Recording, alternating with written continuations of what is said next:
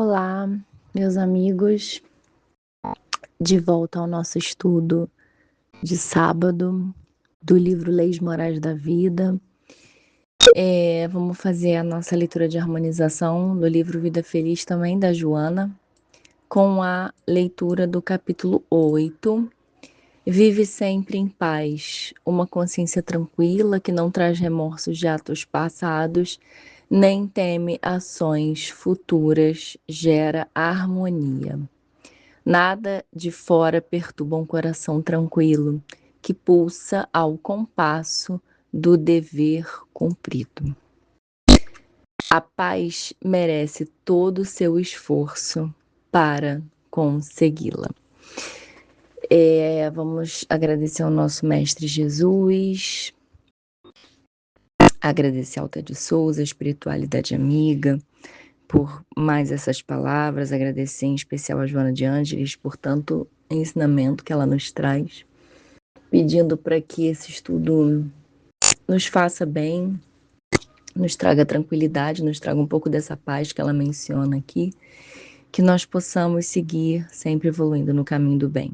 Que assim seja, graças a Deus.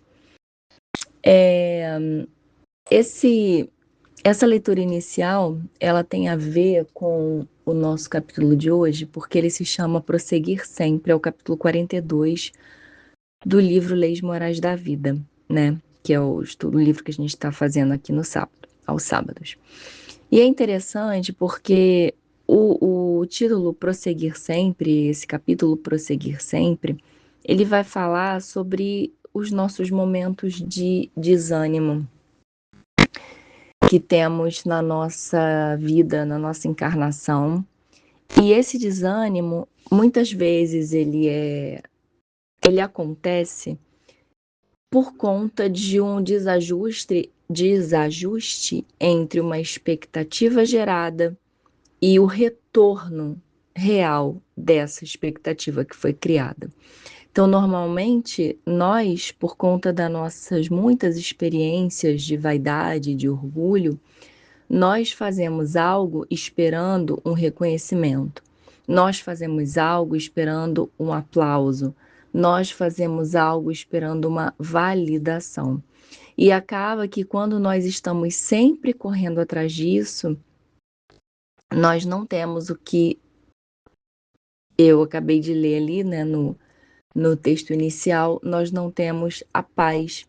Nós não vivemos em paz, porque estamos sempre angustiados com alguma coisa, estamos sempre com lembranças do passado ou ansiosos por alguma coisa que queremos conquistar no futuro, preocupados se vamos conseguir, se não vamos. Então, nós não conseguimos ter essa paz. Nós não conseguimos ter esse coração tranquilo que a Joana menciona. Na verdade, ela fala de uma consciência tranquila, né? E a consciência tranquila seria uma consciência que não traz remorsos desses atos passados, né? A gente não traz nenhum sentimento ruim em relação ao passado, mas também não teme ações futuras, porque nós confiamos em Deus, né? Ter fé é andar sobre esse chão que nós não conhecemos. Ter fé é confiar sem ver, é confiar em Deus.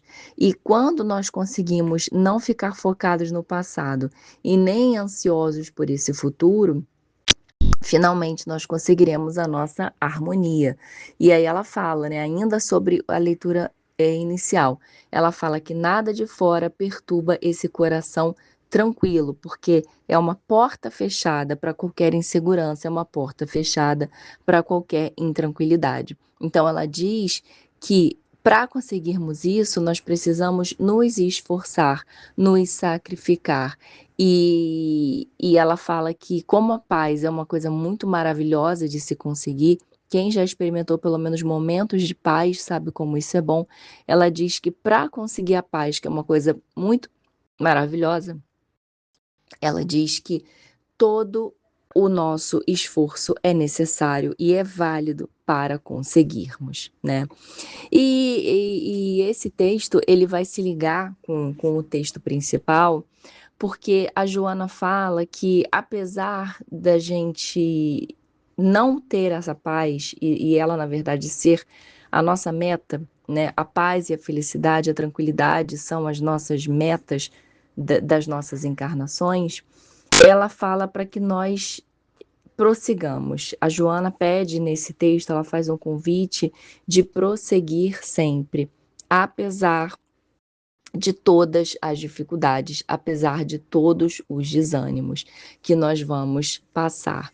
E ela fala que quando nós desanimamos em relação a uma situação que propomos fazer, ela fala que já é uma coisa séria, né?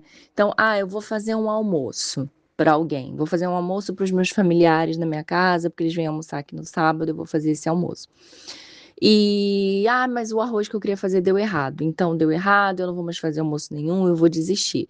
Então ela fala que quando nós desistimos de alguma coisa que pretendíamos fazer, isso já é muito ruim, isso já traz prejuízos, que nós não devemos desistir, mas que quando essa desistência ela ainda acontece em relação às coisas da nossa vida, principalmente em relação à nossa evolução, ela diz aqui que isso ainda causa muitos prejuízos, em especial aquelas pessoas que estão ao nosso redor.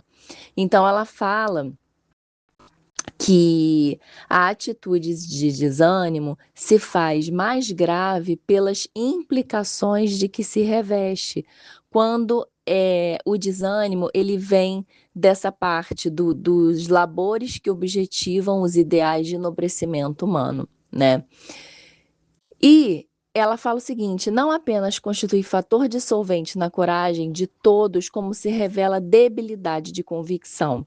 Então ela fala que assim, isso não, quando nós desistimos, né, de coisas relacionadas aos labores que objetivam os ideais de enobrecimento humano, quando ela fala que a gente faz isso, isso não só mostra uma falta de coragem, como também uma falta de convicção.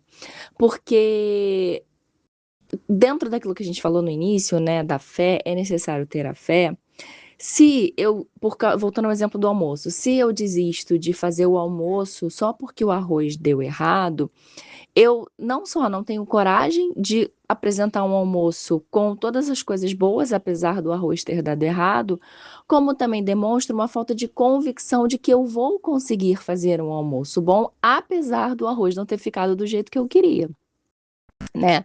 Se a gente traz isso para a vida, é como se eu não confiasse que a minha vida pode continuar, ou que a minha vida pode seguir, ou que muitas outras coisas boas podem acontecer, só porque uma ou duas ou três coisas deram errado, ou não, e nem errado, às vezes só não saiu como eu queria que saísse, só não saiu como eu esperava que saísse, né?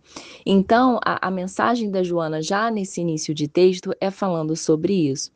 E ela diz, ela vai dar algumas falas, ela vai falar algumas coisas agora sobre como, diante das dificuldades, o que nós devemos fazer.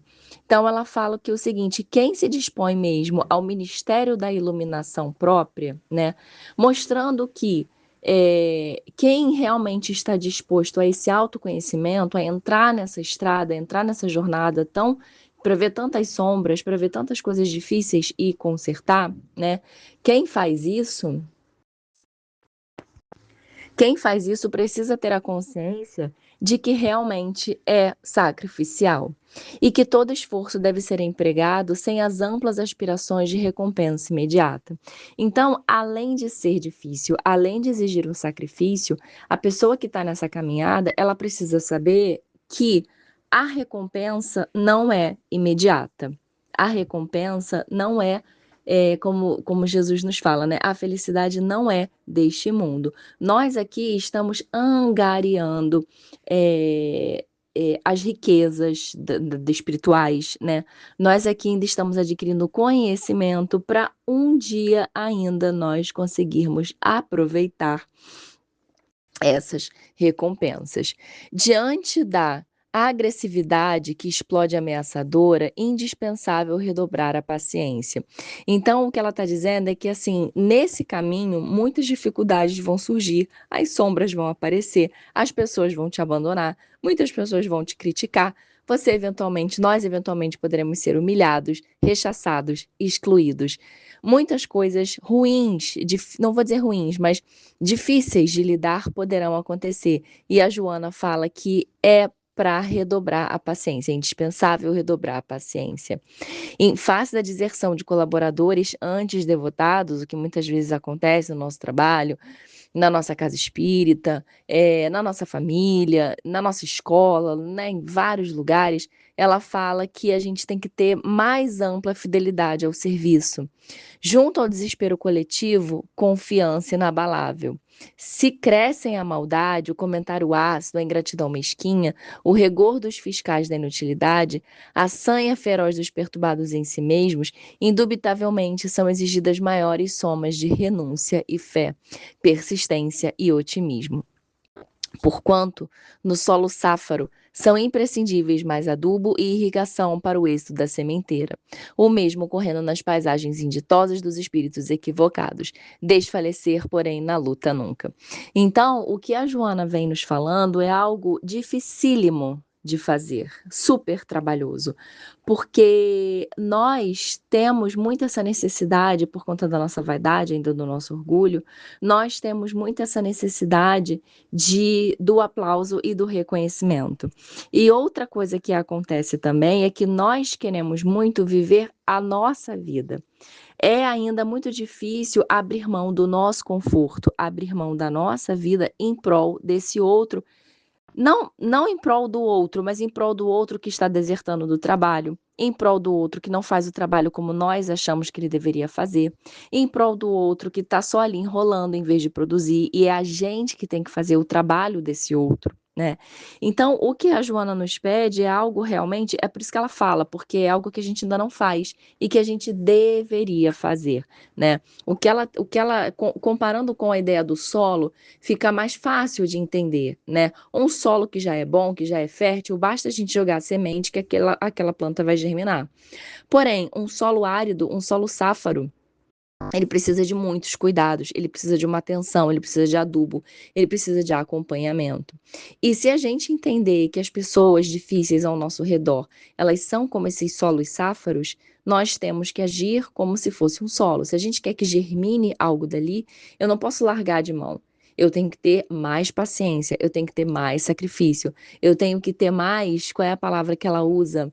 Renúncia, né? Somas de renúncia e fé. E renunciar, por isso que é tão difícil, muitas vezes é renunciar ao nosso conforto, é renunciar ao meu prazer, é renunciar ao nosso lazer. Então, toda vez que numa equipe existe uma atividade para ser dividida e uma das partes não faz, o outro é que acaba tendo que renunciar. É o outro que acaba tendo que ter mais fé, mais atividade, mais esforço para cobrar não, para cobrir essa parte que não foi feita pelo outro. E na segunda parte, e aí para finalizar essa primeira parte, então a Joana fala que assim, ter paciência, descansar, tem um outro texto da Joana que fala sobre isso também, que é parar nunca, mas descansar sempre. Se você precisar, descanse, mas nunca pare e nunca desista. E aí ela acaba essa primeira parte do texto falando isso, que nós precisamos ter paciência, nós precisamos ter fé, renúncia, resignação e ir nessa caminhada, mas nunca desfalecer.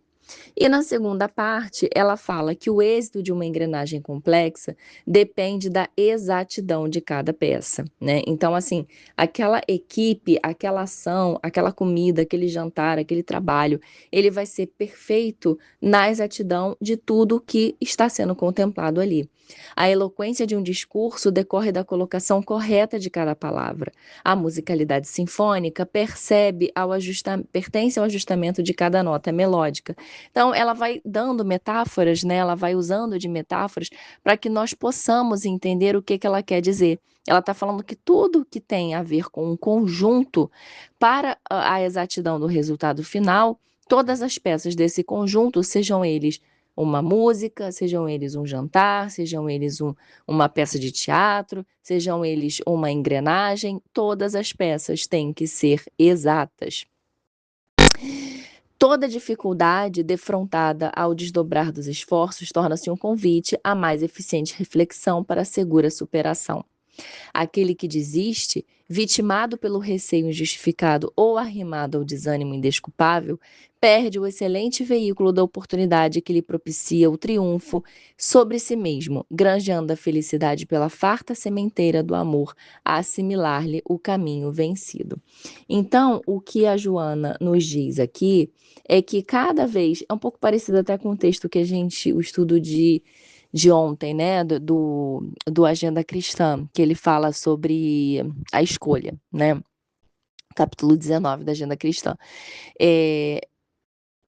Cada vez que nós optamos por escolher a dificuldade, diante da dificuldade, cada vez que nós optamos escolher por abandonar, nós estamos tendo um conforto, ok, mas estamos desperdiçando a oportunidade de crescer com aquela dificuldade. É basicamente isso que a Joana diz aqui.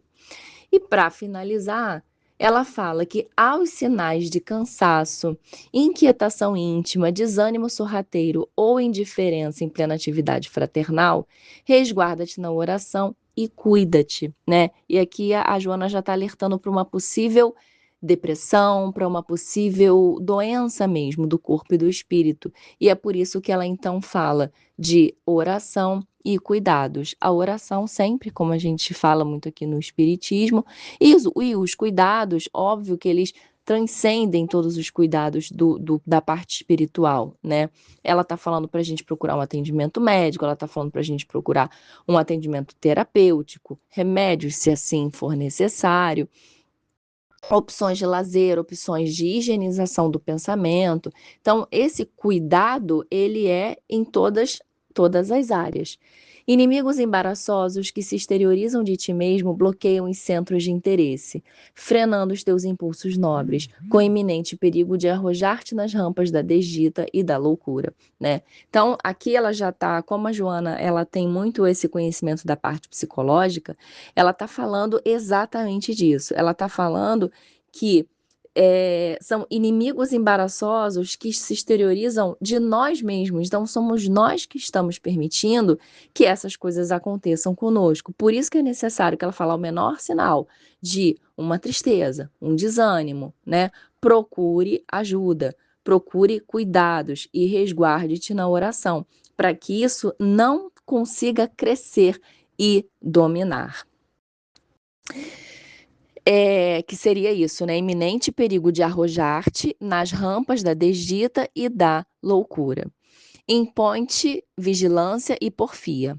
Armado com a couraça da fé e os hábeis recursos da perseverança, da humildade e da caridade no coração, conseguirás readquirir a confiança e o otimismo, porquanto a fé remove montanhas, que são essas montanhas de problemas, de preocupação, quando o amor luze na alma e se prossegue no dever, conforme elucidou Jesus.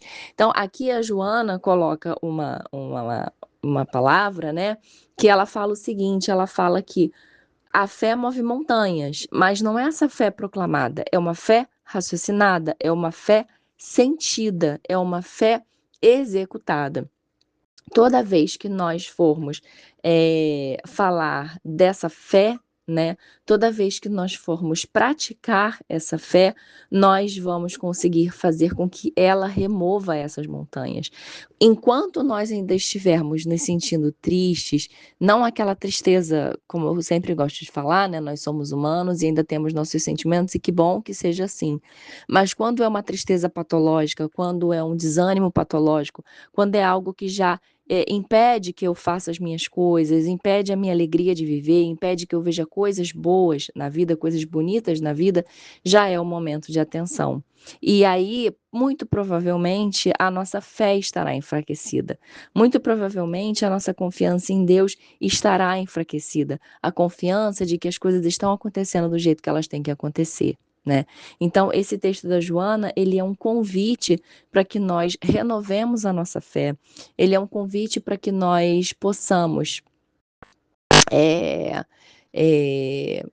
não desistir diante das vicissitudes, diante das dificuldades da vida, diante dos momentos difíceis, né, que nós sabemos que ocorrem na nossa vida, que nos pegam de surpresa, que chegam sem avisar, né. Então que nós possamos manter a nossa fé, que nós possamos manter a nossa alegria de viver, manter a nossa esperança e, como disse a Joana, nunca desistir, né, e prosseguir sempre. Então, agradecendo mais uma vez por esse estudo, agradecendo muito por essas palavras, porque sempre a gente está com alguma dificuldade em alguma área da nossa vida, e é sempre muito mais fácil desistir, né, do que persistir, do que prosseguir. Então, pedindo a nossa espiritualidade amiga, a espiritualidade da Alta de Souza, do Grupo Alta de Souza, que possa nos ajudar a prosseguir, que possa nos tirar esse sentimento do desânimo, esse sentimento da tristeza, da fraqueza, que nós possamos perseguir não, prosseguir sempre. Assim seja, graças a Deus.